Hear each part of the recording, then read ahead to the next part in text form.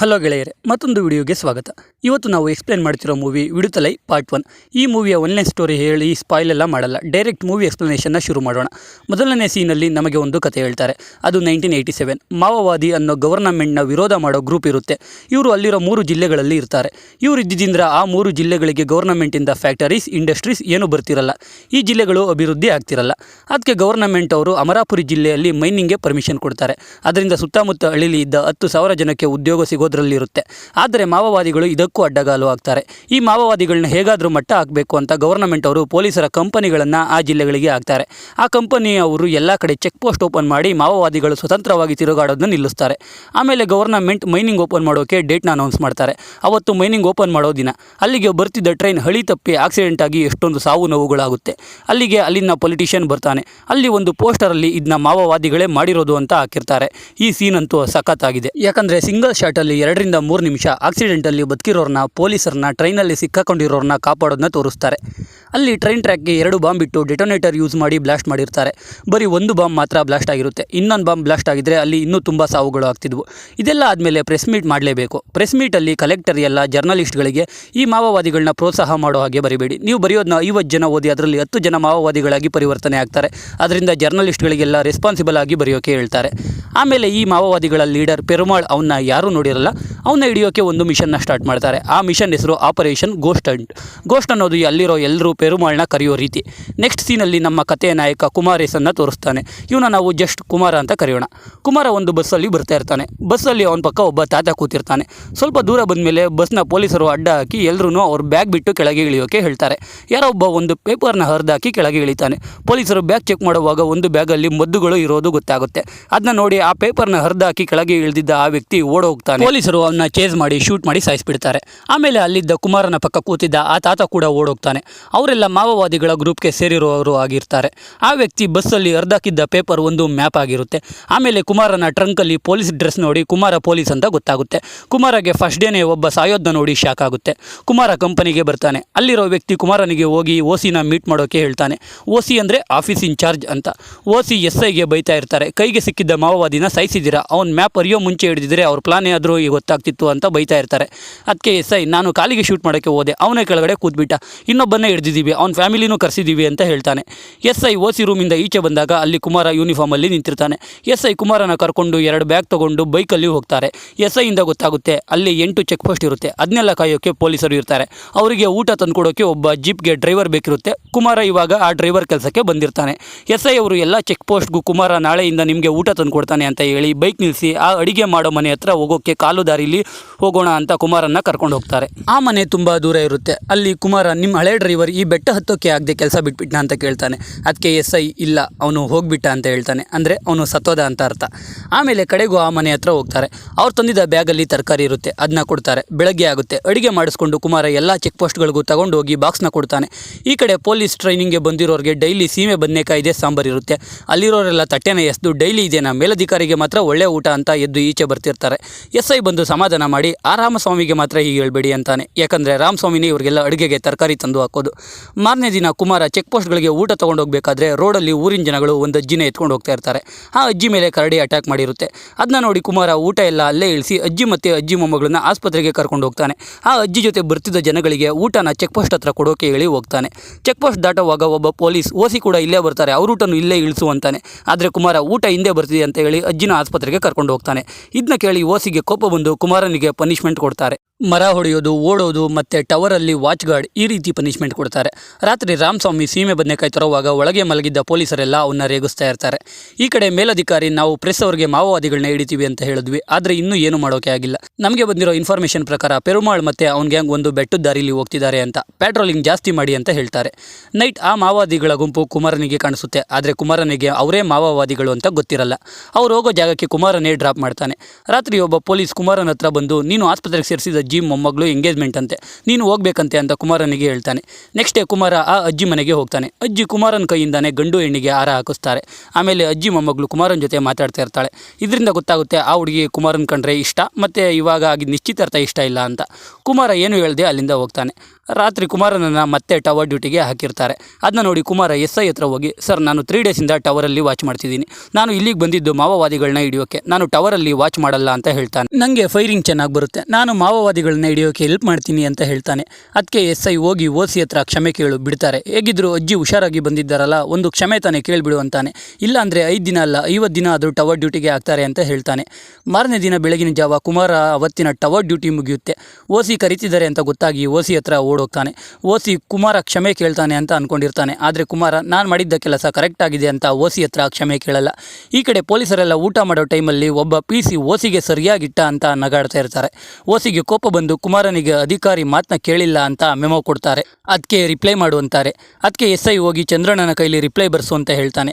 ಚಂದ್ರಣ್ಣನ ಹತ್ರ ಹೋದಾಗ ಅವರು ಕ್ಷಮೆ ಕೇಳೋ ರೀತಿನೇ ಲೆಟರ್ ಬರೆದು ಅದ್ರ ಮೇಲೆ ಕುಮಾರನ್ ಸೈನ್ ಮಾಡಿಸಿ, ನಾನು OC ಹತ್ರ ಹೋಗ್ತೀನಿ, 10 ನಿಮಿಷ ಆದಮೇಲೆ ಬಾ, ನಿನ್ನ ಜಾಬ್ ಆದರೂ ಉಳಿಯುತ್ತೆ ಅಂತ ಹೇಳ್ತಾನೆ. ಆದರೆ ಕುಮಾರನಿಗೆ OCಗೆ ಕ್ಷಮೆ ಕೇಳೋದು ಇಷ್ಟ ಇಲ್ಲದೆ ಲೆಟರ್ನ ಎಸೆದು ಸುಮ್ಮನಾಗ್ತಾನೆ. ರಾತ್ರಿ OC ಈಚೆ ಕೂತಿದ್ದಾಗ ಕುಮಾರ ಟವರ್ಗೆ ಹೋಗ್ತಿರೋದನ್ನ ನೋಡ್ತಾನೆ. OCಗೆ ಉರಿತಾ ಇರುತ್ತೆ. ಎಲ್ಲರೂ ತಪ್ಪು ಮಾಡಿದಾಗ ನನ್ನ ಹತ್ರ ಕ್ಷಮೆ ಕೇಳ್ತಾರೆ, ಆದರೆ ಇವನು ಮಾತ್ರ ಯಾವ ಪನಿಷ್ಮೆಂಟ್ ಕೊಟ್ಟರು ಮಾಡ್ತಾವನಲ್ಲ ಅಂತ. ಕುಮಾರ ಟವರ್ ಡ್ಯೂಟಿ ಮುಗಿಸ್ಕೊಂಡು ಬಂದರೆ ಪಾಪ ತಿನ್ನೋಕೆ ಊಟ ಇರಲ್ಲ, ಸರಿಯಾಗಿ ನಿದ್ದೆ ಇರಲ್ಲ. ಡೇ ಟೈಮಲ್ಲಿ ಜೀಪಲ್ಲಿ ಊಟ ಕೊಡೋಕೆ ಹೋಗೋ ಟೈಮಲ್ಲಿ ನಿದ್ದೆಗೆ ಜಾರಿ ಇನ್ನೇನು ಆಕ್ಸಿಡೆಂಟ್ ಆಗಬೇಕು, ಜೀಪ್ನ ನಿಲ್ಲಿಸಿ ಮುಖಕ್ಕೆ ನೀರು ಹಾಕೊಳ್ತಾನೆ. ಆವಾಗ ಅದೇ ದಾರಿಲಿ ಅಜ್ಜಿ ಮೊಮ್ಮಗಳು ಬರ್ತಾ ಇರ್ತಾಳೆ. ಇವಳನ್ನ ಕುಮಾರಿ ಅಂತ ಕರೆಯೋಣ. ಕುಮಾರಿ ಬಂದು ಕುಮಾರನಿಗೆ ಬಾಕ್ಸಲ್ಲಿ ಊಟ ಕೊಟ್ಟು ಹೋಗ್ತಾಳೆ. ಮೊದಲೇ ಹಸ್ಕೊಂಡಿದ್ದ ಕುಮಾರನಿಗೆ ಹೆಂಗೋ ಊಟ ಸಿಗುತ್ತೆ, ಅದು ಕೂಡ ಚೆನ್ನಾಗಿರುತ್ತೆ. ನೆಕ್ಸ್ಟ್ ಡೇ ರಾಮಸ್ವಾಮಿ ಜೊತೆ ಕುಮಾರ ಸಂತೆಗೆ ಹೋದಾಗ ಅಲ್ಲಿ ಕುಮಾರಿ ಬಳೆ ತಗೋತಾ ಇರ್ತಾಳೆ. ಆದರೆ ಕುಮಾರಿ ಹತ್ರ ಅಷ್ಟು ದುಡ್ಡಿರಲ್ಲ. ಕುಮಾರ ಆ ಬಳೆಗಳನ್ನು ತೊಗೊಂಡು ಕುಮಾರಿ ಕೊಟ್ಟಿದ್ದ ಬಾಕ್ಸಲ್ಲಿ ಹಾಕಿ ಕುಮಾರಿಗೆ ಕೊಡ್ತಾನೆ. ಅಲ್ಲಿಂದ ಇಬ್ರದ್ದು ಲವಿ ಶುರು ಆಗುತ್ತೆ. ಕಡೆಗೆ ಕುಮಾರಿ ಹತ್ರ ನಾನು ಮದುವೆ ಆಗ್ತೀಯ ಅಂತ ಕೇಳಿಬಿಡ್ತಾನೆ. ಅದಕ್ಕೆ ಕುಮಾರಿ ನಿಮ್ಮನೆ ಯಾರಾದರೂ ದೊಡ್ಡವ್ರನ್ನ ಕರೆಸಿ ನಮ್ಮ ಅಜ್ಜಿ ಜೊತೆ ಮಾತಾಡೋಕೆ ಹೇಳು ಅಂತಾಳೆ. ಅದಕ್ಕೆ ಕುಮಾರ ನಮ್ಮ ಅಮ್ಮಂಗೆ ಹೇಳಿದ್ದೀನಿ, ಅವ್ರು ಬಂದು ಮಾತಾಡ್ತಾರೆ ಅಂತಾನೆ. ಕುಮಾರಿ ಕೂಡ ಅವಳ ಅಜ್ಜಿ ಹತ್ರ ಹೋಗಿ ಕುಮಾರನ್ನ ಇಷ್ಟಪಡ್ತಿದ್ದೀನಿ ಅಂತ ಹೇಳ್ತಾಳೆ. ಅದಕ್ಕೆ ಆ ಅಜ್ಜಿಯಿಂದ ಗೊತ್ತಾಗೋದು ಕುಮಾರಿ ಚಿಕ್ಕಪ್ಪ ಒಬ್ಬ ಮಾವೋವಾದಿ.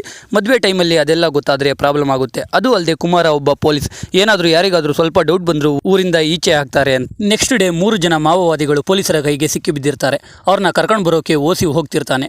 ಡ್ರೈವರ್ ಆಗಿ ಕುಮಾರ ಇರ್ತಾನೆ. ಅದಕ್ಕೆ ಬೇರೊಬ್ಬ ಪೊಲೀಸ್ ಕುಮಾರನ್ನ ಕೆಳಗೆ ಇಳಿಸಿ ಬೇರೆ ಪೊಲೀಸ್ನ ಡ್ರೈವರ್ ಆಗಿ ಕರ್ಕೊಂಡು ಹೋಗ್ತಾರೆ. ಮಧ್ಯ ದಾರಿಯಲ್ಲಿ ತುಂಬಾ ಜನ ಮಾವೋವಾದಿಗಳು ಅಟ್ಯಾಕ್ ಮಾಡಿ 3 ಜನನ್ನು ಕರ್ಕೊಂಡು ಡ್ರೈವರ್ಗೆ ಶೂಟ್ ಮಾಡಿ ಹೋಗ್ಬಿಡ್ತಾರೆ. ಡ್ರೈವರ್ ಪಾಪ ಸತ್ತೋಗ್ತಾನೆ. ಅದು ನ್ಯೂಸಲ್ಲೆಲ್ಲ ಬರುತ್ತೆ. ಅದಕ್ಕೆ ಪೊಲೀಸರು ಅಕ್ಕಪಕ್ಕದ ಊರಲ್ಲೆಲ್ಲ ಮಾವೋವಾದಿಗಳಿಗೋಸ್ಕರ ಹುಡುಕ್ತಾ ಇರ್ತಾರೆ. ಆದರೆ ಊರಲ್ಲಿ ಮಿಸ್ ಆಗಿ ಒಂದು ಹುಡುಗಿನ ಶೂಟ್ ಮಾಡಿ ಸಾಯಿಸ್ಬಿಡ್ತಾರೆ. ಇಲ್ಲಿಂದ SIಗೂ OCಗೂ ಜಗಳ ಶುರು ಆಗುತ್ತೆ. SI ನನ್ನ ಯಾರಾದರೂ ಕೇಳಿದ್ರೆ ಇವನೇ ಶೂಟ್ ಮಾಡಿದ್ದು ಅಂತ ಹೇಳ್ತೀನಿ ಅಂತ. OC ಆ ಹುಡುಗಿ ಬಾಡಿನ ನಾವೇ ಸುಟ್ಟಾಕಿ ಸುಮ್ಮನಾಗೋಣ ಅಂತ. ಕಡೆಗೆ ಆ ಹುಡುಗಿ ಬಾಡಿನ ಇವರೇ ಸುಟ್ಟಾಕ್ತಾರೆ. ಕಡೆಗೆ ಕಲೆಕ್ಟರ್ ಎಲ್ಲ ಕಂಪನಿ ಪೊಲೀಸರನ್ನ ಕರೆಸಿ, ಈ ಕಂಪನಿ ಅದು ಕುಮಾರ ವರ್ಕ್ ಮಾಡ್ತಿರೋ ಕಂಪನಿ ನೇಮ್, ಆ ಕಂಪನಿಯಲ್ಲಿ ನಡೆದ ಘಟನೆ ತಿಳಿಸ್ತಾನೆ. ಜೊತೆಗೆ ಹೊಸ ಆಫೀಸರ್ ಸುನಿಲ್ ಅನ್ನೋರನ್ನ ಈ ಕಂಪನಿಗೆ ಅಪಾಯಿಂಟ್ ಮಾಡ್ತಾರೆ. ಸುನಿಲ್ ತುಂಬ ನಿಷ್ಠಾವಂತ ಮತ್ತು ದಷ್ಟ ಅಧಿಕಾರಿ. ಸುನಿಲ್ ಈ ಕಂಪನಿಗೆ ಬರ್ತಾನೆ. ಅಲ್ಲಿ ಜೈಲಲ್ಲಿ ಇರೋರಿಗೆ ಬಟ್ಟೆ ಕೂಡ ಹಾಕಿಲ್ಲ ಅಂತ ಗೊತ್ತಾಗಿ ಅವ್ರಿಗೆ ಬಟ್ಟೆ ಕೊಡೋಕೆ ಹೇಳ್ತಾನೆ. ಆಮೇಲೆ ಅಲ್ಲಿರೋ ವೆಪನ್ಸ್ ಎಲ್ಲ ಹಾಳಾಗಿದೆ ಅಂತ ಗೊತ್ತಾಗಿ ಅದನ್ನೆಲ್ಲ ಗೌರ್ನಮೆಂಟ್ ಕಡೆಯಿಂದ ಸರಿ ಮಾಡಿಸೋದಾಗಿ ಹೇಳ್ತಾನೆ. ಅವಾಗ SI ಸುನಿಲ್ಗೆ, ಸರ್ ಲಾಸ್ಟ್ ಮಂತ್ ಊರಲ್ಲಿ ಕಬಡ್ಡಿ ನಡೆದಿತ್ತು, ಅವಾಗ ನಾನೇ ಎಲ್ಲ ಸ್ಪಾನ್ಸರ್ ಮಾಡಿದ್ದೆ. ಅವಾಗಿನಿಂದ ಒಬ್ಬ ಹುಡುಗ ನಾನೇನೇ ಹೇಳಿದ್ರು ಕೇಳ್ತಾನೆ. ಮೊದಲು ನಾವು ಜನರ ನಂಬಿಕೆ ಗಳಿಸಬೇಕು, ಅವಾಗ ಅವರು ನಮಗೆ ಮಾವೋವಾದಿಗಳನ್ನು ಹಿಡಿಯೋಕೆ ಸಹಾಯ ಮಾಡ್ತಾರೆ ಅಂತ ಹೇಳ್ತಾನೆ. ಅದಕ್ಕೆ ಆ ಊರಿನ ಹಬ್ಬನ ಸುನೀಲೇ ನಿಂತ್ಕೊಂಡು ನಡೆಸ್ಕೊಡ್ತಾನೆ. ಅದರಿಂದ ಪೊಲೀಸರೆಂದರೆ ಊರಿನ ಜನಗಳಿಗೆ ಭಯ ಹೋಗಿ ಅವ್ರ ಮೇಲೆ ನಂಬಿಕೆ ಬರೋಕೆ ಶುರು ಆಗುತ್ತೆ. ಒಂದಿನ ಕುಮಾರ ಒಂದು ಅಜ್ಜಿ ಬುಟ್ಟಿನ ತಗೊಂಡು ಹೋಗಿ ಅವ್ರ ಮನೆ ಹತ್ರ ಇಡ್ತಾನೆ. ಆವಾಗ ಅಲ್ಲೇ ಒಂದು ಹುಡುಗರ ಗುಂಪು ಇರುತ್ತೆ. ಕುಮಾರ ಅವ್ರನ್ನ ಮಾತಾಡಿಸ್ತಾನೆ. ಆದರೆ ಅವರು ಕುಮಾರ ಗೊತ್ತಿಲ್ಲದೆ ಇರೋ ಥರ ಮಾತಾಡ್ತಾರೆ. ಈ ಕಡೆ ಸುನಿಲ್ ಆ ಮಾವೋವಾದಿಗಳ ಗುಂಪಿನ ಲೀಡರ್ ಆದ ಪೆರುಮಾಳ್ನ ಹಿಡಿಯೋಕೆ ಅವ್ನ ಸ್ಕೆಚ್ನ ಬರೆಸ್ತಾ ಇರ್ತಾರೆ. ಯಾಕಂದರೆ ಅವ್ನ ಫೋಟೋ ಎಲ್ಲೂ ಇರಲ್ಲ. ಅದಕ್ಕೆ ಸುನಿಲ್ ಬಸ್ಸಲ್ಲಿ ಕುಮಾರನ ಪಕ್ಕ ಕೂತಿದ್ದ ತಾತನ ಹಿಡಿದಿರ್ತಾನಲ್ಲ, ಅವ್ನ ಕೈ ಉಗುರು ಕಿತ್ತು ಪೆರುಮಾಳ್ ಹೇಗಿದ್ದಾನೆ ಹೇಳು ಅಂತ ಕೇಳ್ತಿರ್ತಾನೆ. ಆದರೆ ಆ ತಾತ ನನ್ಗೆ ಗೊತ್ತಿಲ್ಲ ಅಂತಾನೆ. ಆವಾಗ ಸುನಿಲ್ ಇವನ್ ಸೊಸೆನ ತಂದು ಇವನ್ ಮುಂದೆ ಬೆತ್ತಲೆಯಾಗಿ ನಿಲ್ಲಿಸಿ, ಅವಾಗಲೂ ಪೆರುಮಾಳ್ ಹೇಗಿದ್ದಾನೆ ಅಂತ ಗೊತ್ತಿಲ್ಲ ಅಂದರೆ ಬಿಟ್ಟು ಕಳಿಸಿ ಅಂತ ಹೇಳ್ತಾನೆ. ಅಷ್ಟರಲ್ಲಿ ಪೆರುಮಾಳ್ ಸ್ಕೆಚ್ ಕಂಪ್ಲೀಟ್ ಆಗುತ್ತೆ. ಅದನ್ನ ಕುಮಾರ ನೋಡಿ ಅವನಿಗೆ ಪೆರುಮಾಳ್ನ ಎಲ್ಲೋ ನೋಡಿದ್ದೀನಿ ಅನಿಸುತ್ತೆ. ಎಲ್ಲಿ ಅಂದರೆ ಅವ್ನು ಡ್ರಾಪ್ ಕೊಟ್ಟಿರ್ತಾನಲ್ಲ ಒಂದು ಮಾವೋವಾದಿಗಳ ಗ್ಯಾಂಗ್ಗೆ, ಅದರಲ್ಲಿ ಪೆರುಮಾಳ್ ಕೂಡ ಇರ್ತಾನೆ. ಪೆರುಮಾಳ್ನ ಎಲ್ಲರೂ ಮೇಷ್ಟ್ರು ಅಂತ ಕರಿತಾ ಇರ್ತಾರೆ. ಯಾಕಂದರೆ ಮುಂಚೆ ಪೆರುಮಾಳ್ ಮೇಷ್ಟ್ರು ಕೆಲಸ ಮಾಡ್ತಿದ್ದ ಅಂತ. ಕುಮಾರ ಹೋಗಿ ಚಂದ್ರನ ಹತ್ರ ಪೆರುಮಾಳ್ನ ನೋಡಿದ್ದೀನಿ, ಮತ್ತೆ ಅದೇ ಗ್ಯಾಂಗ್ ನಾನು ಊರಲ್ಲಿ ಅಜ್ಜಿಗೆ ಬುಟ್ಟಿ ಕೊಡೋಕೆ ಹೋಗಿದ್ದಾಗ ನೋಡಿದೆ, ಅವರು ನಾನು ಗೊತ್ತೇ ಇಲ್ಲೋ ಅನ್ನೋ ಥರ ಮಾತಾಡಿದ್ರು, ಇವಾಗಲೇ ಹೋಗಿ ಇದನ್ನ ಸುನಿಲ್ ಸರ್ಗೆ ಹೇಳಲ್ಲ ಅಂತ ಕೇಳ್ತಾನೆ. ಅದಕ್ಕೆ ಚಂದ್ರನ್ OC ಅಲ್ಲೇ ಇದ್ದಾರೆ, ಅವ್ರ ಮುಂದೆ ಹೋಗಿ ಹೇಳಿದ್ರೆ ಅಷ್ಟೇ, ಮೊದಲೇ ಕೋಪದಲ್ಲಿದ್ದಾರೆ ನಿನ್ನ ಮೇಲೆ, ನಾನು ಅವರು ಕೂಲಾಗಿರೋದನ್ನ ನೋಡ್ಕೊಂಡು ಹೇಳ್ತೀನಿ, ಆವಾಗ ಬಂದು ನೀನು ಅದನ್ನ OC ಹತ್ರ ಹೇಳು, ಅವರು DSPಗೆ ಹೇಳ್ತಾರೆ, ನಿನ್ನ ಮೇಲೆ ಕೋಪ ಕಡಿಮೆ ಆಗುತ್ತೆ ಅಂತ ಹೇಳ್ತಾನೆ. ಜೊತೆಗೆ ಪೆರುಮಾಳ್ದು ಒಂದು ಕತೆ ಹೇಳ್ತಾನೆ. ಅದರಲ್ಲಿ ಪೆರುಮಾಳ್ ಸ್ಟೇಷನ್ಗೆ ಬಂದು ಒಬ್ಬ ಪೊಲೀಸ್ ಕೈ ಕಟ್ ಮಾಡಿ ಅಲ್ಲಿ ಜೈಲಲ್ಲಿ ಇರೋ ಮುತ್ತು ಅನ್ನೋ ವ್ಯಕ್ತಿನ ಬಿಡಿಸ್ತಾರೆ. ಪೆರುಮಾಳ್ ಜೊತೆ ಇದ್ದ ಇನ್ನೊಬ್ಬ ವ್ಯಕ್ತಿ ಆ ಕೈ ಕಟ್ ಮಾಡೋದನ್ನ ಸಾಯಿಸೋಕೆ ಹೋಗ್ತಾನೆ. ಆದರೆ ಅವನು ಅವನು ನನಗೆ ಹೆಂಡತಿ ಮಕ್ಕಳಿದ್ದಾರೆ ಬಿಟ್ಬಿಡಿ ಅಂತಾನೆ. ಅಷ್ಟರಲ್ಲಿ ಪೆರುಮಾಳ್ಗೆ ಅದೇನಾಗುತ್ತೋ ಗೊತ್ತಿಲ್ಲ, ಬಂದು ಆ ಪೊಲೀಸ್ ಕುತ್ತಿಗೆನೇ ಕುಯ್ತಾನೆ. ಆಮೇಲೆ ಇಡೀ ಪೊಲೀಸ್ ಸ್ಟೇಷನ್ನ ಸುಟ್ಟಾಕಿ ಅಲ್ಲಿಂದ ಹೋಗ್ತಾನೆ. ಈ ಕಥೆನ ಚಂದ್ರನ್ ಕುಮಾರನಿಗೆ ಹೇಳಿ, ನೀನು ಅವ್ರನ್ನ ಗುರ್ತು ಹಿಡಿದಿರೋದು ಗೊತ್ತಾದರೆ ನಿಮ್ಮಮ್ಮ ನಿನ್ನ ಎಲ್ಲರನ್ನೂ ಸಾಯಿಸ್ಬಿಡ್ತಾರೆ ಅಂತ ಹೇಳಿ ಟೀ ಅಂಗಡಿ ಹತ್ರ ಹೋಗಿ ಅನ್ಬು ಅನ್ನೋ ವ್ಯಕ್ತಿಗೆ ದೊಡ್ಡೋರು ಇರೋ ಜಾಗ ನಮ್ಮ ಪೊಲೀಸ್ ಹುಡುಗನಿಗೆ ಗೊತ್ತಾಗಿದೆ, ಜಾಗ ಚೇಂಜ್ ಮಾಡಿಸಿ ಅಂತ ಹೇಳ್ತಾನೆ. ಅದಕ್ಕೆ ಅನ್ಬು ಆ ಪೊಲೀಸ್ನ ಸಾಯಿಸ್ಬಿಡೋಣ ಅಂತ ಹೇಳ್ತಾನೆ. ಅದಕ್ಕೆ ಚಂದ್ರನ್ ಟೀ ಕುಡಿಯೋಕೆ ಕುಮಾರ್ನ ಕರ್ಕೊಂಡು ಬಂದು ಇವನೇ ಅಂತ ಅನ್ಬುಗೆ ತೋರಿಸ್ತಾನೆ. ಈ ಕಡೆ ಪೆರುಮಾಳ್ ಸ್ಕೆಚ್ನ ಹೈಯರ್ ಆಫೀಸರ್ಗೆ ತೋರಿಸಿ ಇದನ್ನ ಸ್ಟೇಟ್ ಪೂರ್ತಿ ಅಂಟಿಸಬೇಕು ಅಂತಾರೆ. ಆದರೆ ಇವಾಗ ಅಮೆರಿಕದಿಂದ ಮೈನಿಂಗ್ ಡೆಲಿಗೇಟ್ಸ್ ಬರ್ತಿದ್ದಾರೆ, ಅವರು ಇದನ್ನೆಲ್ಲ ನೋಡಬಾರ್ದು, ನಾವು ಅವರು ಇಷ್ಟಪಡೋ ಥರ ಪೋಸ್ಟರ್ಸ್ ಅಂಟಿಸೋಣ ಅಂತಾರೆ. ಇನ್ನೊಂದು ಕಡೆ ಮಾವೋವಾದಿಗಳ ಗುಂಪು ಕುಮಾರನ ಸಾಯಿಸೋಕೆ ಪ್ಲಾನ್ ಮಾಡ್ತಾರೆ. ಒಬ್ಬ ಇವಾಗ ಸಾಯಿಸಿದ್ರೆ ಪೊಲೀಸರೆಲ್ಲ ನಮ್ಮನ್ನ ಹುಡುಕಿ ಸಾಯಿಸ್ಬಿಡ್ತಾರೆ ಅಂತಾನೆ. ಇನ್ನೊಬ್ಬ ಅವನು ಜಸ್ಟ್ ಪೀಸಿ, ಯಾರು ಕೇರ್ ಮಾಡಲ್ಲ, ಅವನು ಸತ್ರೆ ಅಂತಾನೆ. ಇನ್ನೊಬ್ಬ ಅದನ್ನ ಆಕ್ಸಿಡೆಂಟ್ ರೀತಿ ಮಾಡೋಣ ಅಂತಾನೆ. ಕುಮಾರ ಚಂದ್ರನ್ ಹತ್ರ ಬಂದು ಪೆರುಮಾಳ್ ವಿಷಯ ಓಸಿ ಹತ್ರ ಹೇಳೋಣ ಅಂದಾಗ ಓಸಿ DSP ಸುನಿಲ್ ಸರ್ ಜೊತೆ ಹೊರಗೆ ಹೋಗಿದ್ದಾರೆ. ನೀನು ಚೆಕ್ ಪೋಸ್ಟ್ಗಳಿಗೆ ಊಟ ಕೊಟ್ಟಿ ಬಾ, ಆಮೇಲೆ ನೋಡೋಣ ಅಂತ ಹೇಳಿ ನೀನು ನಾರ್ಮಲ್ ಆಗಿ ಹೋಗೋ ದಾರಿಲಿ ಆನೆಗಳು ಓಡಾಡ್ತಾ ಇರ್ತವೆ, 3 ನಾಮ ಇರೋ ಬಂಡೆ ದಾರಿಲಿ ಹೋಗು ಅಂತಾನೆ. ಕುಮಾರ ಸರಿ ಅಂತ ಹೋಗ್ತಾನೆ. ಆ ದಾರಿಲಿ ಮಾವೋವಾದಿಗಳ ಗುಂಪು ಬಂಡೆನ ಕುಮಾರನ ಜೀಪ್ ಮೇಲೆ ಬೀಳಿಸಿ ಸಾಯಿಸೋಕೆ ಪ್ಲಾನ್ ಮಾಡಿರ್ತಾರೆ. ಅಡ್ಡ ದಾರಿಲಿ ಕುಮಾರನ ಜೀಪ್ನ ಒಂದು ಹುಡುಗಿ ನಿಲ್ಲಿಸಿ ಕುಮಾರಿ ನಿನ್ನ ನೋಡ್ಬೇಕಂತೆ, ಸಂಜೆ ಆಲದ ಮರ ಹತ್ರ ಹೋಗ್ಬೇಕಂತೆ ಅಂತ ಹೇಳ್ತಾಳೆ. ಅದೇ ದಾರಿಲಿ DSP ಮತ್ತೆ ಓಸಿ ಕೂಡ ಹೋಗ್ತಿರ್ತಾರೆ. ಮಾವೋವಾದಿಗಳು ಕುಮಾರ ಅನ್ಕೊಂಡು ಬಂಡೆ ಬ್ಲಾಸ್ಟ್ ಮಾಡ್ತಾರೆ, ಆದರೆ ಅದು ಜೀಪ್ ಮುಂದೆ ಬೀಳುತ್ತೆ. DSP ಹೇಗಾದರೂ ಆ ಬಂಡೆ ದಾಟಿ ಆ ಕಡೆ ಇರೋ ಊರಿಗೆ ಹೋಗಬೇಕು ಅಂತ ನಡ್ಕೊಂಡೇ ಹೋಗ್ತೀನಿ ಅಂತ ಹೇಳ್ತಿರ್ತಾನೆ. ಅಲ್ಲಿಗೆ ಕುಮಾರ ಬರ್ತಾನೆ. ಬಂದು DSP ಜೀಪ್ನ ಆ ಚಿಕ್ಕ ಬಂಡೆಗಳ ಮೇಲೇನೆ ಆ ಕಡೆಗೆ ತೊಗೊಂಡೋಗ್ತಾನೆ. ಅದನ್ನ ನೋಡಿ DSP ಗುಡ್ ಅಂತಾರೆ. ಅದನ್ನ ಕೇಳಿ ಕುಮಾರ್ಗೆ ತುಂಬ ಖುಷಿಯಾಗುತ್ತೆ. ಅಲ್ಲಿ ನಡೆದಿದ್ನೆಲ್ಲ ಬಂದು ಕುಮಾರ ಚಂದ್ರನ್ಗೆ ಹೇಳ್ತಾನೆ. DSPನ ಕೊಲ್ಲೋಕೆ ಮಾವೋವಾದಿಗಳು ಟ್ರೈ ಮಾಡಿದ್ದಾರೆ ಅಂತ ನ್ಯೂಸ್ ಪೇಪರಲ್ಲಿ ಬರುತ್ತೆ. ಅದಕ್ಕೆ DGP ಅವ್ರನ್ನ ಹುಡುಕಿ ಸಾಯಿಸೋಕೆ DSP ಸುನಿಲ್ಗೆ ಹೇಳ್ತಾರೆ. ಆದರೆ ಸುನಿಲ್, ಇವಾಗ ಜನಗಳು ನಮ್ಮನ್ನ ಸ್ವಲ್ಪ ನಂಬ್ತಿದ್ದಾರೆ, ಇವಾಗ ನಾವು ಅವ್ರಿಗೆ ನಮ್ಮ ಮೇಲೆ ಪೂರ್ತಿ ನಂಬಿಕೆ ಬರೋ ಥರ ಮಾಡಬೇಕು ಅಂತ ಹೇಳಿ ಪೊಲೀಸ್ ಟ್ರೈನಿಂಗಿಂದ ಒಂದು 10 ಜನ ಹುಡುಗರಿಗೆ ಮಾಸ್ಕ್ ಹಾಕಿಸಿ ನ್ಯೂಸ್ ರಿಪೋರ್ಟರ್ಸ್ನ ಕರೆಸಿ ಇವರು ಮಾವೋವಾದಿಗಳು ಬಂದು ಸರೆಂಡರ್ ಆಗಿದ್ದಾರೆ, ಬೇರೆ ಮಾವೋವಾದಿಗಳು ನಿಮ್ಮ ಹತ್ರ ಇರೋ ವೆಪನ್ಸ್ ಹ್ಯಾಂಡ್ ಓವರ್ ಮಾಡಿ ಸರೆಂಡರ್ ಆಗಿ ಅಂತ ಹೇಳ್ತಾನೆ. ನೆಕ್ಸ್ಟ್ ಡೇ ಕುಮಾರ ಅಲ್ಲೇ ಇದ್ದ ಇನ್ನೊಬ್ಬ ಪೊಲೀಸ್ಗೆ ಮಾವೋವಾದಿಗಳ ವಿಷಯ ಹೇಳ್ತಾನೆ. ಅದಕ್ಕೆ ಅವನು ವಿಷಯ ಕನ್ಫರ್ಮ್ ಆಗಿದ್ರೆ ಮಾತ್ರ ಹೈಯರ್ ಆಫೀಸರ್ಸ್ಗೆ ರಿಪೋರ್ಟ್ ಮಾಡಬೇಕು ಅಂತ ಹೇಳ್ತಾನೆ. ಕುಮಾರ ಓಸಿ ಶೇವಿಂಗ್ ಮಾಡಿಸ್ಕೊಳ್ಳೋ ಟೈಮಲ್ಲಿ ಹೋಗಿ ಪೆರುಮಾಳ್ ಬಗ್ಗೆ ಹೇಳೋಕೆ ಟ್ರೈ ಮಾಡ್ತಾನೆ. ಅದಕ್ಕೆ ಓಸಿ, ನೀನು ನನ್ನ ಹತ್ರ ಬಂದು ಮಾತಾಡಬೇಕು ಅಂದರೆ ಮೊದಲು ಕ್ಷಮೆ ಕೇಳಬೇಕು ಅಂತ ಹೇಳ್ತಾನೆ. ಅದನ್ನ ಕೇಳಿ ಕುಮಾರ ಈಚೆ ಹೋಗ್ಬಿಡ್ತಾನೆ. ಈ ಕಡೆ ಚಂದ್ರನ್ ಆ ಕುಮಾರನ ಸಾಯಿಸಿ ಅಂದರೆ ನೀವೇನು ಮಾಡಿದ್ರು ಅಂತ ಮಾವೋವಾದಿಗಳ ಗುಂಪನ್ನ ಕೇಳ್ತಾ ಇರ್ತಾನೆ. ಅದಕ್ಕೆ ಅವರು ನಾವು ಅವನ್ನ ಕೊಲ್ಲೋಕೆ ಹೋಗಿದ್ದು, ಆದರೆ DSPನ ಕೊಲ್ಲೋಕೆ ಹೋಗಿದ್ದಾರೆ ಅಂತ ಸುಳ್ಳು ಸುದ್ದಿ ಹಬ್ಬಿಸಿದ್ದಾರೆ ಅವರು. ಅದು ಅಲ್ಲದೆ ಮೈನಿಂಗ್ ಶುರು ಮಾಡೋಕ್ಕೆ ಪೋಸ್ಟರ್ಸ್ ಎಲ್ಲ ಹಾಕ್ತಿದ್ದಾರೆ. ಜೊತೆಗೆ ಅವತ್ತು ಮೇಷ್ಟ್ರೆ ಕುಮಾರನ ನೋಡಿದ್ದಾರೆ, ಅವನಿಗೆ ಏನು ಮಾಡಬೇಡಿ ಅಂತ ಮೇಷ್ಟ್ರೆ ಹೇಳಿದ್ದಾರೆ ಅಂತಾನೆ. ಮೇಷ್ಟ್ರು ಅಂದರೆ ಪೆರುಮಾಳ್ ಅಂತ. ಈ ಕಡೆ ಒಂದು ಅಮಾಯಕ ಹುಡುಗಿನ ಸಾಯಿಸಿ ಸುಟ್ಟಾಕಿರ್ತಾರಲ್ಲ ಪೊಲೀಸರು, ಅದಕ್ಕೆ ಕಲೆಕ್ಟರ್ ಪೊಲೀಸರ ಹತ್ರ ಸ್ಟೇಟ್ಮೆಂಟ್ ತೊಗೊಳ್ಳೋಕ್ಕೆ ಆ ಬಾಡಿ ಸುಟ್ಟಾಗಿದ್ದ ಜಾಗಕ್ಕೆ ಬರ್ತಿರ್ತಾರೆ. ಅದಕ್ಕೆ ಓಸಿ ಎಲ್ಲ ಪೊಲೀಸರಿಗೂ ನಾನು ಹೇಳ್ಕೊಟ್ಟಾಗೆ ಹೇಳಿ ಅಂತ ಹೇಳಿರ್ತಾನೆ. ಓಸಿ ಹೇಳ್ಕೊಟ್ಟಿದ್ದಂಗೆ ಪೊಲೀಸರು ನಮಗೆ ಆ ವಿಷಯ ಗೊತ್ತಿಲ್ಲ, ಬೇರೆ ಯಾವುದೋ ಕಂಪನಿಯವರು ಮಾಡಿರಬೇಕು ಅಂತಾರೆ. ಆಮೇಲೆ ಕಲೆಕ್ಟರ್ ಒಬ್ಬೊಬ್ಬರನ್ನೇ ಕರೆಸಿ ಕೇಳ್ತಾರೆ. ಅವಾಗಲೂ ಎಲ್ಲರೂ ಹಾಗೆ ಹೇಳ್ತಾರೆ, ಆದರೆ ಕುಮಾರ ಮಾತ್ರ ತೊದಲುತ್ತಾ ಇರ್ತಾನೆ, ಯಾಕಂದರೆ ಅವನಿಗೆ ಸುಳ್ಳು ಹೇಳಿ ಅಭ್ಯಾಸ ಇಲ್ಲ. ಆಮೇಲೆ ಕಲೆಕ್ಟರ್ ಎಲ್ಲರೂ ಅವ್ರ ಆಫೀಸ್ಗೆ ಕರ್ಕೊಂಡು ಹೋಗಿ ಸ್ಟೇಟ್ಮೆಂಟ್ ತಗೋತಾರೆ. ಆ ದಿನ ರಾತ್ರಿ DSP ಸುನೀಲ್, ಈ ಮಂತ್ ಎಷ್ಟು ಜನಕ್ಕೆ SI ರಾಮಸ್ವಾಮಿ ಅಡಿಗೆ ಡಿಪಾರ್ಟ್ಮೆಂಟಲ್ಲಿ ಇರಬೇಕು ಅಂದಾಗ ಯಾರು ಕೈ ಎತ್ತಲ್ಲ. ಆಮೇಲೆ SI ಅಮುದನ್ ಅಂದಾಗ ಎಲ್ಲರೂ ಕೈ ಎತ್ತುತ್ತಾರೆ. ಆವಾಗ SI ಅಮುದನ್ ರಾಮಸ್ವಾಮಿಗೆ 4 ಡೇಸಿಂದ ಯಾಕೆ ಬಿಲ್ ಕ್ಲಿಯರ್ ಮಾಡಿಲ್ಲ ಅಂದಾಗ ದುಡ್ಡು ಸಾಲ್ತಿಲ್ಲ ಅಂತಾನೆ. SI ಅಮುದನ್ಗೆ ಗೊತ್ತಾಗುತ್ತೆ ಓಸಿ ಮತ್ತೆ ರಾಮಸ್ವಾಮಿ ದುಡ್ಡು ತಿಂತಿದ್ದಾರೆ ಅಂತ. ನೆಕ್ಸ್ಟ್ ಡೇ ಕುಮಾರ ಹೋಗಿ ಆಲದ ಮರ ಹತ್ರ ಕುಮಾರಿನ ಮೀಟ್ ಮಾಡ್ತಾನೆ. ಅವಳು ಕುಮಾರನಿಗೆ ಒಂದು ಕತೆ ಹೇಳ್ತಾಳೆ. ಅದರಲ್ಲಿ ಕುಮಾರಿ ಚಿಕ್ಕ ವಯಸ್ಸಲ್ಲಿದ್ದಾಗ ಅವಳ ಅಪ್ಪ ಅಮ್ಮ ಕಾಣಿಸಲ್ಲ, 3 ದಿನ ಆದರೂ ಅವರು ವಾಪಸ್ ಬರಲ್ಲ. ಆವಾಗ ಕುಮಾರಿ ಅವ್ರ ಚಿಕ್ಕಪ್ಪ ಮಾವೋವಾದಿಗಳ ಹತ್ರ ಕರ್ಕೊಂಡು ಹೋಗ್ತಾನೆ, ಅದು ಡೈರೆಕ್ಟ್ ಆಗಿ ಪೆರುಮಾಳ್ ಹತ್ರ. ಅವರಿಗೆ ಕುಮಾರಿ ಅವರ ಅಪ್ಪ ಅಮ್ಮನ ಪೊಲೀಸರು ಸ್ಟೇಷನಲ್ಲಿ ಇಟ್ಟಿದ್ದಾರೆ ಅಂತ ಗೊತ್ತಾಗುತ್ತೆ. ಪೆರುಮಾಳ್ ಸ್ಟೇಷನ್ಗೆ ಹೋಗಿ ಒಬ್ಬನ್ನ ಕೈ ಕತ್ತರಿಸ್ತಾನೆ. ಇದನ್ನೇ ಚಂದ್ರನ್ ಕುಮಾರನಿಗೆ ಹೇಳಿರ್ತಾನೆ. ಆದರೆ ಅವನು ಪೆರುಮಾಳ್ ಸ್ಟೇಷನ್ಗೆ ಬೆಂಕಿ ಯಾಕಿಟ್ಟ, ಕೈ ಕಟ್ಟಾಗಿದ್ದ ಪೊಲೀಸ್ ಅಷ್ಟು ಬೇಡ್ಕೊಂಡ್ರು ಅವನ ಕತ್ನ ಯಾಕೆ ಪೆರುಮಾಳ್ ಕುಯ್ದಾಕ್ತಾ ಅಂತ ಹೇಳಿರಲ್ಲ. ಅದನ್ನ ಕುಮಾರಿ ಹೇಳ್ತಾಳೆ. ಪೆರುಮಾಳ್ ಸ್ಟೇಷನಲ್ಲಿ ಮುತ್ತುನ ಬಿಡಿಸ್ತಾನೆ. ಆಮೇಲೆ ಪಕ್ಕದ ರೂಮಲ್ಲಿ ಯಾರೋ ಇದ್ದಾರೆ ಅಂತ ಗೊತ್ತಾಗುತ್ತೆ. ನೋಡಿದ್ರೆ ಒಬ್ಳು ಹೆಂಗಸು ಬೆತ್ತಲೆಯಾಗಿ, ಅವಳೇ ಕುಮಾರಿ ಅವರ ತಾಯಿ. ಪೆರುಮಾಳ್ ಅವನ ಬಟ್ಟೆನ ಬಿಚ್ಚಿ ಕೊಡ್ತಾನೆ. ಅವಳ ಕೈಲಿ ನಡೆಯೋಕೆ ಆಗ್ತಿರಲ್ಲ. ಆ ಕೈ ಕಟ್ಟಾಗಿದ್ದ ವ್ಯಕ್ತಿ ಬೇರೆ ಮಾವೋವಾದಿ ಹತ್ರ ನನ್ನ ಸಾಯಿಸಬೇಡಿ ಅಂತ ಬೇಡ್ಕೋತಾ ಇರ್ತಾನೆ. ಕುಮಾರಿ ಅವರಮ್ಮ ಅವನೇ ಅಂತ ಕೈ ಕಟ್ಟಾಗಿದ್ದ ಪೊಲೀಸ್ ಕಡೆ ಕೈ ತೋರಿಸ್ತಾಳೆ. ಅಂದರೆ ಅವಳು ಆ ಸ್ಥಿತಿಗೆ ಅವನೇ ಕಾರಣ ಅಂತ. ಅದನ್ನ ಕೇಳಿ ಕೋಪ ಮಾಡಿಕೊಂಡು ಪೆರುಮಾಳ್ ಆ ಪೊಲೀಸ್ನ ಸಾಯಿಸ್ಬಿಡ್ತಾನೆ. ಆಮೇಲೆ ಬೆಂಕಿ ಹಚ್ಚಿ ಅವ್ರನ್ನ ಅಲ್ಲಿಂದ ಕರ್ಕೊಂಡು ಹೋಗ್ತಾನೆ. ಮನೆಗೆ ವಾಪಸ್ ಬಂದಮೇಲೆ ಕುಮಾರಿ ತಾಯಿ ಪೊಲೀಸ್ನ ನೋಡಿದಾಗಲೆಲ್ಲ ಬಟ್ಟೆ ಎಲ್ಲ ಬಿಚ್ಚಾಕ್ಬಿಡ್ತಿದ್ಲಂತೆ. ಅದಕ್ಕೆ ಕುಮಾರಿ ಅವರಜ್ಜಿ ಅವಳನ್ನ ಕಟ್ಟಾಕಿದ್ರಂತೆ. ಒಂದಿನ ಅವರಜ್ಜಿ ಇಲ್ಲದೇ ಇರೋ ಟೈಮಲ್ಲಿ ಅವರಮ್ಮ ಬೇಡ್ಕೊಂಡ್ರು ಅಂತ ಕುಮಾರಿ ಆ ಚೈನ್ನ ಬಿಚ್ಚಿದಾಗ ಅವಳು ಮನೆ ಬಿಟ್ಟು ಹೋದವಳು ಮತ್ತೆ ಬಂದೇ ಇಲ್ಲ ಅಂತ ಹೇಳ್ತಾಳೆ. ಜೊತೆಗೆ ಪೊಲೀಸರ ಕಣ್ಣಿಗೆ ಮಾವೋವಾದಿಗಳು ಕೆಟ್ಟವರೇ ಆಗಿದ್ರು, ಊರಿನ ಎಲ್ಲ ಜನಗಳಿಗೂ ಮಾವೋವಾದಿಗಳು ಅಂದರೆ ಅವ್ರನ್ನ ಕಾಪಾಡೋ ಪೊಲೀಸ್ ಇದ್ದಂಗೆ ಅಂತ ಹೇಳ್ತಾಳೆ. ಇದನ್ನ ಕೇಳಿ ಕುಮಾರನಿಗೆ ಬೇಜಾರು, ಶಾಕ್ ಎಲ್ಲ ಆಗುತ್ತೆ. ಅವನು ಏನು ಮಾತಾಡದೆ ಅಲ್ಲಿಂದ ಹೋಗ್ಬಿಡ್ತಾನೆ. ಒಂದಿನ ರಾತ್ರಿ ಕುಮಾರ ಟವರ್ ಡ್ಯೂಟಿ ಮಾಡುವಾಗ ಒಬ್ಬ ಹೆಂಗಸು ಅವನ ಕಡೆ ಓಡ್ ಬರ್ತಾ ಇರ್ತಾಳೆ, ಅದು ಕೂಡ ಬೆತ್ತಲೆಯಾಗಿ. ಕುಮಾರ ಆ ಹೆಂಗಸಿನ ಬಳಿ ಹೋಗ್ತಾನೆ. ಅಷ್ಟರಲ್ಲಿ ಬೇರೊಬ್ಬ ಪೊಲೀಸ್ ಬಂದು ಆ ಹೆಂಗಸನ್ನ ಕತ್ತಿಲಿ ಸಾಯಿಸಿ ಅವಳನ್ನ ಜೀಪ್ಗೆ ಹಾಕೊಳ್ತಾರೆ. ಅವಳು ಬಸ್ಸಲ್ಲಿ ಕುಮಾರನ ಪಕ್ಕ ಕೂತ್ಕೊಂಡು ಪೊಲೀಸರ ಕೈಗೆ ಸಿಕ್ಕಾಕೊಂಡಿರ್ತಾನಲ್ಲ, ಆ ತಾತನ ಸೊಸೆ. ಇದನ್ನ ನೋಡಿ ಕುಮಾರನಿಗೆ ಪೊಲೀಸರ ಮೇಲೆ ನಂಬಿಕೆ ಕಡಿಮೆ ಆಗ್ತಾ ಹೋಗುತ್ತೆ. ಒಂದಿನ ರಾತ್ರಿ ಪೇಪರಲ್ಲಿ ಓಸಿ ಬಗ್ಗೆ ಬಂದಿರುತ್ತೆ, ಇಬ್ಬರು ಮಾವೋವಾದಿಗಳನ್ನ ಕೊಂದಿದ್ದಾರೆ ಅಂತ. ಆದರೆ ಆ ಓಸಿ ಕೊಂದಿರೋದು ಅಮಾಯಕರನ್ನ. ಕುಮಾರನಿಗೆ ಆವಾಗ ಅವನು ಅನ್ಕೊಂಡಿದ್ದೆಲ್ಲ ಸುಳ್ಳು ಅಂತ ಗೊತ್ತಾಗೋಕೆ ಶುರು ಆಗುತ್ತೆ. ಅಲ್ಲಿನ ಪೊಲಿಟಿಷಿಯನ್ ಮೈನಿಂಗ್ ಬಗ್ಗೆ ಜನಗಳಿಗೆ ಹೇಳೋ ಟೈಮಲ್ಲಿ ಸೆಕ್ಯೂರಿಟಿಗೆ ಅಂತ ಕುಮಾರ ಬಂದಿರ್ತಾನೆ. ಒಂದು ಹುಡುಗಿ ಕುಮಾರಿ ಹತ್ರ ಹೋಗಿ ಕುಮಾರ ನಿನ್ನ ಜೊತೆ ಮಾತಾಡಬೇಕಂತೆ ಅಂತ ಹೇಳ್ತಾಳೆ. ಮೊದಲಿಗೆ ಕುಮಾರನ ಜೊತೆ ಮಾತಾಡಬಾರ್ದು ಅಂತ ಅನ್ಕೊಂಡಿರ್ತಾಳೆ, ಆಮೇಲೆ ಬಂದು ಮಾತಾಡ್ತಾಳೆ. ಆವಾಗ ಕುಮಾರ ಅವಳ ಹತ್ರ ಅವತ್ತು ಅಲ್ಲಿ ಏನು ಮಾತಾಡದೆ ಹೋಗಿದ್ದಕ್ಕೆ ಕ್ಷಮೆ ಕೇಳಿ ಇಬ್ಬರು ಒಂದಾಗ್ತಾರೆ. ಆಮೇಲೆ ಕುಮಾರಿನ ಮನೆಗೆ ಬಿಡೋಕೆ ಕುಮಾರ ಅವಳ ಜೊತೆ ಹೋಗ್ತಾನೆ, ಅವಳನ್ನ ಮನೆಗೆ ಬಿಡ್ತಾನೆ. ನೆಕ್ಸ್ಟ್ ಸೀನಲ್ಲಿ ಓಸಿಗೆ ಒಬ್ಬ ಅಮಾಯಕ ಹುಡುಗಿನ ಕೊಂದು ಸುಟ್ಟಾಕಿದ್ದೀರಾ ಅಂತ SI ಅಮುದನ್ ಮತ್ತೆ ಕುಮಾರ ಸ್ಟೇಟ್ಮೆಂಟ್ ಕೊಟ್ಟಿದ್ದಾರೆ. ನೀನು ಕೆಲಸ ಬೇಕಾದರೆ ಉಳಿಸ್ಬೋದು, ಆದರೆ ಮುಂದಿನ 10 ವರ್ಷ ಪ್ರಮೋಷನ್ ಮರ್ತ್ ಬಿಡು ಅಂತ. ಜೊತೆಗೆ ನೆಕ್ಸ್ಟ್ ಮಂತ್ ಎನ್ಕ್ವೈರಿ ಇರುತ್ತೆ, ಅವರಿಬ್ಬರು ಸ್ಟೇಟ್ಮೆಂಟ್ ಬದಲಾಯಿಸಿದ್ರೆ ಓಕೆ, ಇಲ್ಲ ನಿನ್ನ ಕತೆ ಮುಗಿಯುತ್ತೆ ಅಂತ ಅವನಿಗೆ SB ಹೇಳ್ತಾನೆ. ಅದಕ್ಕೆ ಓಸಿ ಅಮುದನ್ಗೆ ಪ್ರಮೋಷನ್ ಮಾಡ್ತೀವಿ ಅಂತ ಹೇಳಿದ್ರೆ ನಮ್ಮ ಮಾತು ಕೇಳ್ತಾನೆ. ಆದರೆ ಆ PC ಕುಮಾರ ಒಂದು ಕ್ಷಮೆ ಕೇಳದೆ 2 ಮಂತ್ಸಿಂದ ಪನಿಷ್ಮೆಂಟ್ ಡ್ಯೂಟಿ ಮಾಡ್ತಾವನೆ ಅಂತಾನೆ. ಅದಕ್ಕೆ SP ಬೆಳಗ್ಗೆನೇ ಒಂದು ಸಸ್ಪೆನ್ಷನ್ ಆರ್ಡರ್ ಕಳಿಸಿದ್ದೀನಲ್ಲ, ಸಸ್ಪೆಂಡ್ ಮಾಡಿ ಬಿಸಾಕು, ನಿನ್ನ ಪರವಾಗಿ ಸ್ಟೇಟ್ಮೆಂಟ್ ಕೊಟ್ಟರೆ ಸಸ್ಪೆನ್ಷನಿಂದ ರಿವೋಕ್ ಮಾಡ್ತೀನಿ ಅಂತ ಹೇಳು ಅಂತಾನೆ. ಆದರೆ ಓಸಿ ಕುಮಾರನ ಮುಗಿಸೇ ಬಿಡೋಣ ಅಂತಾನೆ. ಅದಕ್ಕೆ SP ಅದೆಲ್ಲ ನನ್ನ ತಲೆಗೆ ತರಬೇಡ, ನಿನ್ಗೇನು ಬೇಕೋ ನೀನು ಮಾಡ್ಕೋ ಅಂತ ಹೇಳ್ತಾನೆ. ಆಮೇಲೆ ಓಸಿ ಇನ್ನೊಬ್ಬ SIಗೆ ಆರಿ ಅನ್ನೋ ವ್ಯಕ್ತಿನ ಟವರ್ ಡ್ಯೂಟಿಗೆ ಹಾಕಿ ಇನ್ನೊಂದು ಟವರಲ್ಲಿ ಕುಮಾರ ಇರ್ತಾನೆ. ಆರಿಗೆ ಸ್ವಲ್ಪ ಕುಡ್ಕೊಂಡು ಬಂದು ಕುಮಾರನ ಸಾಯಿಸೋಕೆ ಹೇಳಿ ಎಣ್ಣೆ ಕುಡಿದಿರೋನ್ನ ಟವರ್ ಡ್ಯೂಟಿಗೆ ಹಾಕಿರೋದಕ್ಕೆ SI ಅಮುದನ್ನ ಸಸ್ಪೆಂಡ್ ಮಾಡಿಬಿಡೋಣ ಅಂತ ಹೇಳ್ತಾನೆ. ರಾತ್ರಿ ಕುಮಾರನ ಜೊತೆಗೆ ಬೇರೊಬ್ಬ ಪೊಲೀಸ್ನ ಟವರ್ ಡ್ಯೂಟಿಗೆ ಹಾಕಿರ್ತಾರೆ. ಓಸಿ ಹತ್ರ ಮಾತಾಡಿದ್ದ SI ಬಂದು ಅಮುದನ್ಗೆ ಆರಿನ ಹಾಕೋಕೆ ಹೇಳ್ತಾನೆ. ಅಮುದನ್ ಹಾಗೆ ಮಾಡ್ತಾನೆ. ಆರಿ ಕುಮಾರನಿಗೆ ಶೂಟ್ ಮಾಡಿಬಿಡ್ತಾನೆ. ಆದರೆ ಅದು ಕುಮಾರ ಆಗಿರಲ್ಲ, ಗಣೇಶನ್ ಅನ್ನೋ ಬೇರೊಬ್ಬ ಪೊಲೀಸ್ ಆಗಿರ್ತಾನೆ. 1 ವೀಕಿಂದ ಕುಮಾರ ಟವರ್ ಡ್ಯೂಟಿ ಮಾಡ್ತಿದ್ದ ಅಂತ ಅಮುದನ್ ಗಣೇಶನ್ನ ಹಾಕಿರ್ತಾನೆ ಟವರ್ ಡ್ಯೂಟಿಗೆ. ಇದನ್ನ ಕೇಳಿ ಓಸಿ ಕೋಪ ಮಾಡಿಕೊಂಡು ಗಣೇಶನ್ನ ಆಸ್ಪತ್ರೆಗೆ ಸೇರಿಸಿ ಅಂತ ಹೇಳ್ತಾನೆ. ಓಸಿ ಆರಿಗೆ ಟವರಲ್ಲಿ ಕುಮಾರ ಇದಾನ ಅಂತ ಕನ್ಫರ್ಮ್ ಮಾಡ್ಕೊಂಡು ಶೂಟ್ ಮಾಡಬೇಕಲ್ವಾ ಅಂತ ಬೈತಿದ್ದಾಗ ಆರಿ ಇವತ್ತು ಮುಗಿಸ್ತೀನಿ ಅಂತಾನೆ.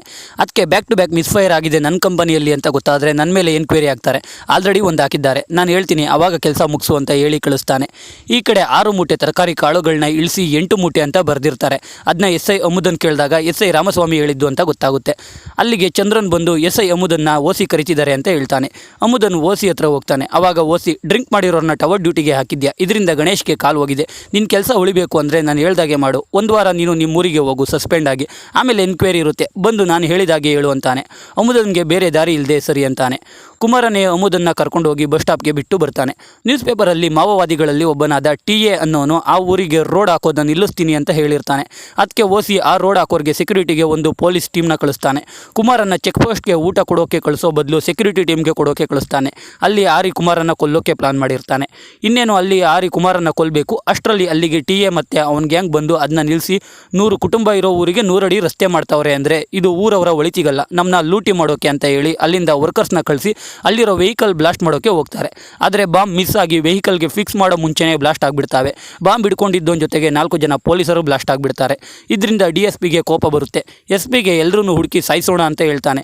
ಆದರೆ SP ಎಲೆಕ್ಷನ್ ಹತ್ರ ಬರ್ತಿದೆ ಬೇಡ ಅಂತಾನೆ. ಆದರೂ SP ಮಾತು ಕೇಳದೆ DSP ಯಾರ ಮೇಲೆ ಡೌಟ್ ಬಂದರೂ ಎನ್ಕೌಂಟರ್ ಮಾಡ್ತಿರ್ತಾನೆ. ಯಾರನ್ನ ಬೇಕೋ ಅವ್ರನ್ನ ಹಿಡ್ಕೊಂಡು ಬಂದು TA ಎಲ್ಲಿದ್ದಾನೆ, ಮೇಷ್ಟ್ರು ಎಲ್ಲಿದ್ದಾನೆ ಅಂತ ಕೇಳಿ ಸಾಯಿಸ್ತಾ ಇರ್ತಾರೆ. DSPಗೆ ಪೆರುಮಾಳ್ ಇರೋ ಲೊಕೇಶನ್ ಗೊತ್ತಾಗುತ್ತೆ, ಆದರೆ ಅದು ಕನ್ಫರ್ಮ್ ಆಗಿರಲ್ಲ. ಅಲ್ಲಿ ಹುಡ್ಕೋಕೆ ಈ ಕಂಪನಿ ಬೇಡ, G ಕಂಪನಿಗೆ ಹೇಳ್ತೀನಿ ಅಂತಾನೆ. ಅದು ಗೊತ್ತಾಗಿ ಓಸಿ ಅವನ ಕಂಪನಿಯಲ್ಲಿ ಇರೋರಿಗೆ ನಾವು ಇಲ್ಲಿಗೆ ಬಂದು 11 ತಿಂಗಳಾಯಿತು, ಇವಾಗ ಪೆರುಮಾಳ್ ಇರೋ ಲೊಕೇಶನ್ನ G ಕಂಪನಿ ಅವರಿಗೆ ಕೊಟ್ಟವ್ರೆ ಆ DSP. ನಮಗೆ ಅವಾರ್ಡ್ಸು ರಿವಾರ್ಡ್ಸು ಬೇಕು ಅಂದರೆ ನಾವೇ ಮೊದಲು ಪೆರುಮಾಳ್ನ ಹಿಡಿಬೇಕು. ನಮಗೆ ಬಂದಿರೋ ಇನ್ಫಾರ್ಮೇಷನ್ ಪ್ರಕಾರ ಸೆಲಿಯಮ್ಮನ ದುರ್ಗದಲ್ಲಿ ಯಾರೋ ದೊಡ್ಡೋರ್ ಫ್ಯಾಮಿಲಿ ಇದೆ ಅಂತೆ, ಅವ್ರನ್ನ ಹುಡುಕಿ ಹಿಡಿಬೇಕು ಅಂತ ಹೇಳ್ತಾನೆ. ಅದನ್ನ ಚಂದ್ರನ್ ಕೇಳಿಸ್ಕೊಂಡು ಮಾವೋವಾದಿಗಳಿಗೆ ಸೆಲಿಯಮ್ಮನ ದುರ್ಗದಲ್ಲಿ ಯಾರಾದರೂ ದೊಡ್ಡೋರ್ ಫ್ಯಾಮಿಲಿ ಇದ್ದರೆ ಊರು ಬಿಟ್ಟು ಹೋಗೋಕೆ ಹೇಳು ಅಂತಾನೆ. ರಾತ್ರಿ ನೋಡಿದ್ರೆ ಕುಮಾರಿ ಮತ್ತು ಅವರ ಅಜ್ಜಿ ಊರು ಬಿಟ್ಟು ಹೋಗ್ತಿರ್ತಾರೆ. ಪಕ್ಕದ ಊರಲ್ಲಿ ಕುಮಾರಿ ಅಜ್ಜಿ ಚೀಟಿ ದುಡ್ಡಿಸ್ಕೊಂಡು ಬರೋಕ್ಕೆ ಹೋಗ್ತೀನಿ ಅಂತ ಹೋಗಿ ಪೊಲೀಸ್ ಕೈಗೆ ಸಿಕ್ಕಾಕೋತಾಳೆ. ಕುಮಾರಿ ಬಚ್ಚಿಟ್ಕೋತಾಳೆ. ಬೆಳಗ್ಗೆ ನೋಡಿದ್ರೆ 4-5 ಜನ ಅಜ್ಜಿ ಬಾಡಿನ ತಂದು ಕುಮಾರಿ ಮನೆ ಹತ್ರ ಹಾಕ್ತಾರೆ. ಪೊಲೀಸರು ಹೊಡೆದು ಸಾಯಿಸ್ಬಿಟ್ಟಿರ್ತಾರೆ. ಅಜ್ಜಿ ಅಂತ್ಯ ಸಂಸ್ಕಾರ ಮಾಡಿ ಕುಮಾರ ಅಲ್ಲೇ ಇರ್ತಾನೆ. ಕುಮಾರಿ ಅವ್ರ ಮಾವ ಕುಮಾರನಿಗೆ ಇಲ್ಲಿಂದ ಹೋಗ್ಬಿಡು, ಅಜ್ಜಿನ ಸಾಯಿಸಿರೋದು ಪೊಲೀಸರೇ ಅಂತ ನಿನಗೆ ಏನಾದರೂ ಮಾಡಿಬಿಡ್ತಾರೆ ಅಂತ ಹೇಳ್ತಾನೆ. ಕುಮಾರಿಗೆ ಸಮಾಧಾನ ಮಾಡಿ ಹೋಗ್ತಾನೆ. ರಾತ್ರಿ DSP ಈ ಕಂಪನಿಗೆ ಬಂದು ಸೆಲಿಯಮ್ಮನ ದುರ್ಗದಲ್ಲಿ ಯಾರೋ ದೊಡ್ಡೋರ್ ಫ್ಯಾಮಿಲಿ ಇದೆ ಅಂತೆ, ಇಡೀ ಊರವ್ರನ್ನೇ ಕರ್ಕೊಂಡು ಬಂದು ಬಾಯಿ ಬಿಡಿಸೋಣ ಅಂತಾನೆ. ಮಾರನೇ ದಿನ ಇಡೀ ಊರನ್ನೇ ಎತ್ತಾಕೊಂಡು ಬರ್ತಾರೆ. ಅದರಲ್ಲಿ ಕುಮಾರಿ ಕೂಡ ಇರ್ತಾಳೆ. ಅವ್ರನ್ನೆಲ್ಲ ಒಂದು ರೂಮ್ ರೂಮ್ಗೆ ಹಾಕ್ತಾರೆ. ಓಸಿ ಚೇರ್ ಹಾಕೊಂಡು ಕೂತ್ಕೊಂಡು ಎಲ್ರಿಗೂ ಬಟ್ಟೆ ಬಿಚ್ಚೋಕೆ ಹೇಳ್ತಾನೆ. ಕುಮಾರ ಮೊದಲು ಚಂದ್ರನ್ ಹತ್ರ ಹೋಗಿ, ಸರ್ ಪೆರುಮಾಳ್ ಇರೋ ಲೊಕೇಶನ್ ತಿಳ್ಕೊಳ್ಳೋಕೆ ತಾನೆ ಇದೆಲ್ಲ ಮಾಡ್ತಿರೋದು, ನನಗೆ ಪೆರುಮಾಳ್ ಇರೋ ಜಾಗ ಗೊತ್ತು, ನನ್ನ ಜೊತೆ 10 ಜನ ಪೊಲೀಸ್ ಕಳಿಸಿ ಊರವ್ರನ್ನೆಲ್ಲ ಬಿಟ್ಬಿಡಿ ಸರ್ ಅಂತಾನೆ. ಅದಕ್ಕೆ ಓಸಿ ನನ್ನ ಮಾತು ಕೇಳಲ್ಲ, ರಾಮಸ್ವಾಮಿ ಹತ್ರ ಹೋಗಿ ಮಾತಾಡು ಅಂತಾನೆ ಚಂದ್ರನ್. ಕುಮಾರ್ ರಾಮಸ್ವಾಮಿ ಹತ್ರ ಹೋಗ್ತಾನೆ. ಅಲ್ಲೂ ಸೇಮ್ ಡೈಲಾಗ್ ರಿಪೀಟ್ ಮಾಡ್ತಾನೆ, ಆದರೆ ಅವನು ಕೂಡ ಆಗಲ್ಲ ಅಂತಾನೆ. ಅಲ್ಲಿಂದ ಕುಮಾರ ಓಸಿ ಹತ್ರ ಬಂದು ಹೇಳೋಕೆ ಟ್ರೈ ಮಾಡ್ತಾನೆ, ಆದರೆ ಅವನು ರಿಯಾಕ್ಟ್ ಮಾಡಲ್ಲ. ಅಲ್ಲೇ ಇದ್ದ SI ಹೋಗಿ DSPಗೆ ಹೇಳು ಅಂತಾನೆ. ಕುಮಾರ ಯೂನಿಫಾರ್ಮ್ ಕೂಡ ಆಗದೆ DSP ಆಫೀಸ್ಗೆ ಹೋಗ್ತಾನೆ. ಅಲ್ಲಿ DSP SP ಕಲೆಕ್ಟರ್ ಮೀಟಿಂಗಲ್ಲಿ ಇರ್ತಾರೆ. ಈಚೆ ಕುಮಾರನ್ನ ಒಳಗೆ ಬಿಡ್ತಾ ಇರಲ್ಲ. ಆ ಸೌಂಡ್ಗೆ DSP ಈಚೆ ಬರ್ತಾನೆ. ಆವಾಗ ಕುಮಾರ ಊರವ್ರಿಗೆಲ್ಲ ಹಿಂಸೆ ಕೊಡ್ತಿದ್ದಾರೆ ಅಂತಾನೆ. ಅದಕ್ಕೆ ನಿನ್ನ ಹುಡುಗಿನ ಬಿಡೋಕೆ ಹೇಳ್ತೀನಿ ಹೋಗು ಅಂತ SP ಹೇಳ್ತಾನೆ. ಆದರೆ ಕುಮಾರ, ಊರವರೆಲ್ಲ ಪಾಪ ಸರ್, ಎಲ್ಲರನ್ನೂ ಬಿಡೋಕೆ ಹೇಳಿ, ನಾನು ಪೆರುಮಾಳ್ನ ಹಿಡ್ಕೊಂಡು ಬರ್ತೀನಿ ಅಂತ ಸ್ವಲ್ಪ ಜನ ಪೊಲೀಸ್ನ ಕರ್ಕೊಂಡು ಪೆರುಮಾಳಿದ್ದ ಊರು, ಅದೇ ಒಂದು ಅಜ್ಜಿ ಬುಟ್ಟಿನ ಇಡೋಕೆ ಹೋದಾಗ ಕುಮಾರ ನೋಡಿರ್ತಾನಲ್ಲ, ಆ ಊರಿಗೆ ಹೋಗ್ತಾರೆ. ಮಾವೋವಾದಿಗಳಿಗೆ ಪೊಲೀಸ್ ಬಂದಿರೋದು ಗೊತ್ತಾಗುತ್ತೆ. ಅವರು ಫೈರಿಂಗ್ ಸ್ಟಾರ್ಟ್ ಮಾಡ್ತಾರೆ. ಇಬ್ಬರು ಪೊಲೀಸ್ ಸತ್ತೋಗ್ತಾರೆ. ಇದನ್ನ ಒಬ್ಬ SI DSPಗೆ ಹೇಳ್ತಾನೆ. ಅದಕ್ಕೆ DSP, ಆಗಿದ್ರೆ ಪಕ್ಕ ಅಲ್ಲಿ ಮಾವೋವಾದಿಗಳು ಇದ್ದಾರೆ, ಮೋಸ್ಟ್ಲಿ ಪೆರುಮಾಳೆ ಇರ್ಬೋದು, ನಾನು ಬ್ಯಾಕಪ್ ಕಳಿಸ್ತೀನಿ, ನೀವು ಸುತ್ತ ರೌಂಡ್ ಮಾಡ್ಕೊಳ್ಳಿ ಅಂತಾನೆ. ಕುಮಾರ ಮನೆ ಮೇಲೆ ಎತ್ತಿ ಪೆರುಮಾಳು ಯಾವ ಕಡೆ ಹೋಗ್ತಿದ್ದಾನೆ ಅಂತ ತಿಳ್ಕೊಂಡು ಅವನ್ನ ಫಾಲೋ ಮಾಡ್ತಾರೆ. ಓಡೋಗ್ತಾನೆ. ಎಲ್ಲ ಪೊಲೀಸರು ಸುಸ್ತಾಗ್ತಾರೆ. ಈ ಕಡೆ ಬೆತ್ತಲೆಯಾಗಿ ಇರೋ 6 ಜನ ಹುಡುಗಿರನ್ನ ಒಂದು ರೂಮ್ಗೆ ಕಳಿಸ್ತಾರೆ. ಪೊಲೀಸರೆಲ್ಲ ಮಾವೋವಾದಿಗಳನ್ನ ಕೊಲ್ತಾ ಇರ್ತಾರೆ.